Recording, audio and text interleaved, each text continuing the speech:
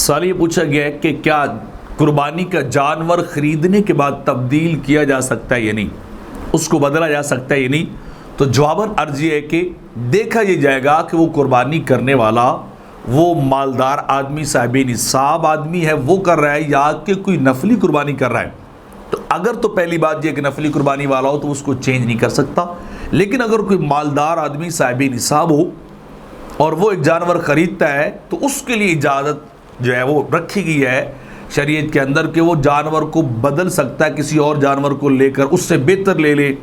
یا خدا نخواستہ جانور میں کوئی عیب نقص پیدا ہو گیا ہے تو اس کو بدل کر وہ قربانی جو ہے صاحب نصاب مالدار غنی آدمی جو ہے وہ کر سکتا ہے، قربانی جانور کو تبدیل کر سکتا ہے۔ ہاں لیکن فقہاء نے یہ ضرور لکھا ہے کہ بغیر کسی عذر کے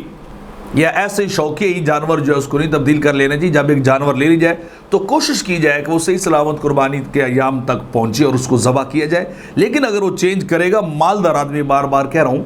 غنی آدمی، دوسرا آدمی جو ہے فقیر نہیں، جس کے اوپر واجب نہیں، اس کے لیے حکم نہیں ہے، تو وہ جانور جو ہے اس کو چینج کر سکتا ہے، اور چینج کرنے کے بعد دوسرے جانور کو ذبح جب کر سکتا ہے۔ یہ فتاوی انڈیا کے اندر بڑی تفصیل کے ساتھ لکھا گیا ہے کہ ایک آدمی نے جانور کو خریدا، پھر اس نے کوئی اور خرید لیا تو جاز لہ بیع الاولی، اس کے لیے بیع درست ہے کہ وہ ایک بیچ دے اور دوسرا لے لے، تو قربانی بہرحال غنی کی طرف سے اس طرح کرنا یا اس طرح کی قربانی ہو جائے گی۔ فقیر جس پہ واجب نہیں ہے اس کے لیے حکم نہیں ہے۔